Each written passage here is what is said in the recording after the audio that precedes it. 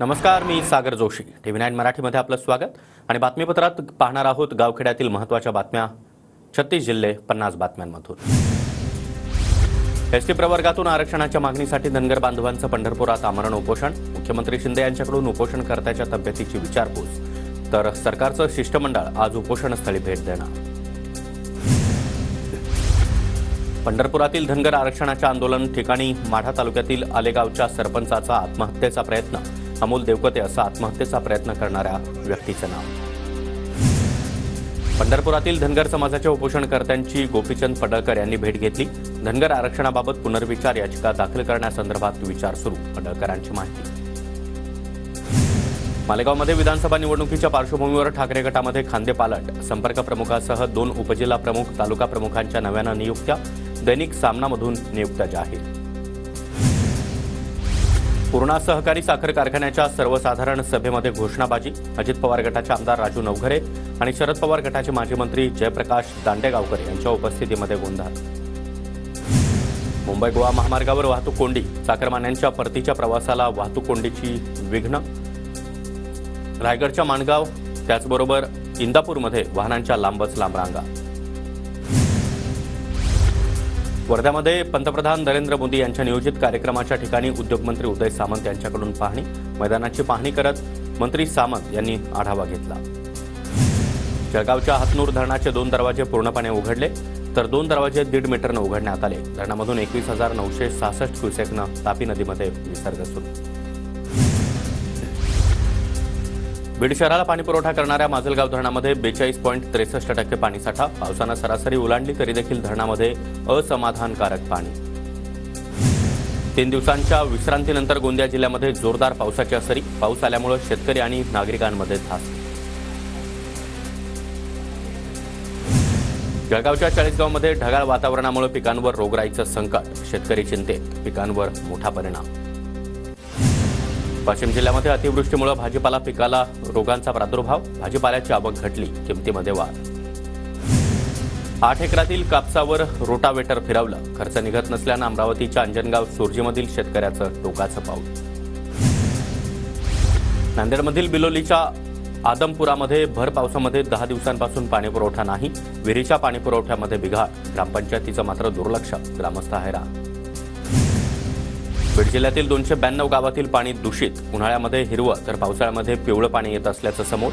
आरोग्य विभागाकडून ग्रामस्थांना काळजी घेण्याचं आवाहन. सोलापूरच्या करमाळा शहरामध्ये पूर्ण दाबानं आणि स्वच्छ पाणी पुरवठा करा. मनसेची मागणी. अन्यथा आंदोलनाचा देखील इशारा. वाशिमच्या कृषी उत्पन्न बाजार समित्यांमध्ये ज्वारीला कमी अधिक दर. मनोरा बाजार समितीमध्ये 2300 रुपये तर वाशिममध्ये 1900 आणि मंगरुळपीरमध्ये 2000 प्रति क्विंटलचा दर. आरोग्यसेवा पुरवण्यासाठी डॉक्टरांनी पुराच्या पाण्यामधून प्रवास केला. नंदुरबार जिल्ह्यातील अक्राणी तालुक्यातील प्रकार. कच्चं आणि शुद्ध खाद्यतेलाच्या आयात शुल्कामध्ये 20% वाढ. किरकोळ बाजारामध्ये खाद्यतेलाच्या किमती वाढल्या. ऐन सणासुदीच्या काळामध्ये गृहिणींचं बजेट कोलमडलं.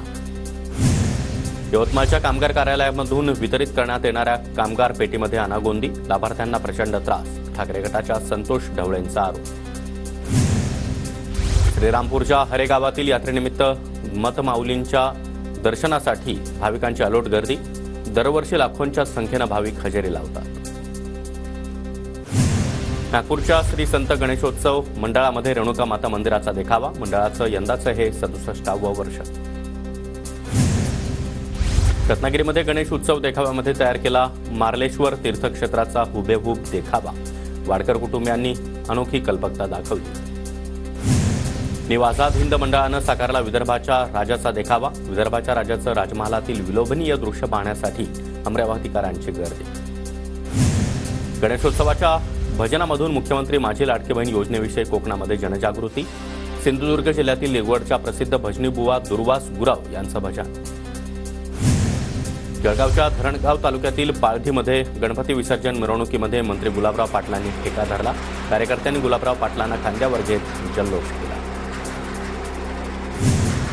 जळगावच्या मेहन तलावामध्ये 7 दिवसाच्या घरगुती गणपती बाप्पांचं विसर्जन. 7 दिवसांच्या लाडक्या बाप्पाला साश्रू नयनांनी निरोप. गणेश विसर्जनासाठी नाशिक महानगरपालिकेकडून बायोकार्बोनेट पावडर विनामूल्य उपलब्ध. पीओपी गणपतीचं घरच्या घरी विसर्जन करण्यासाठी पालिकेचा पुढाकार. चंद्रपूरच्या तहसील कार्यालयावर शेतकऱ्यांच्या प्रश्नासाठी जनविकास सेनेचा मोर्चा. पाटबंधारे आणि असोला मेंढा प्रकल्प कार्यालयाच्या अधिकाऱ्यांनी मोर्चेकरांना लेखी आश्वासन दिलं. वर्ध्याच्या देवळीमध्ये युवा संघर्ष मोर्चाच्या नेतृत्वामध्ये शेकडो शेतकऱ्यांचं ठिय्या आंदोलन. गारपीटग्रस्त सर्वच शेतकऱ्यांना मदत देण्याची मागणी. परभणीच्या पूर्णा इथं शिंदे गटाचं राहुल गांधी यांच्या प्रतिमेला जोडे मारो आंदोलन. कार्यकर्त्यांकडून राहुल गांधींविरोधात जोरदार घोषणाबाजी.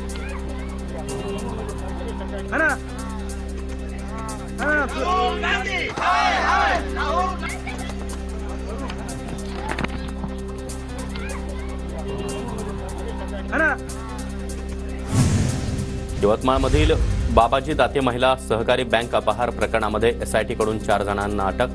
मुख्य कार्यकारी अधिकारी सुजाता महाजन, विलास महाजन, नवल किशोर मालानी आणि वसंत मोर्लीकर यांना अटक. नंदुरबारच्या तळोदा तालुक्यातील खरवडमध्ये अल्पवयीन मुलीवर अत्याचार करून तिची हत्या केल्याची घटना. आरोपीला 24 तासात अटक.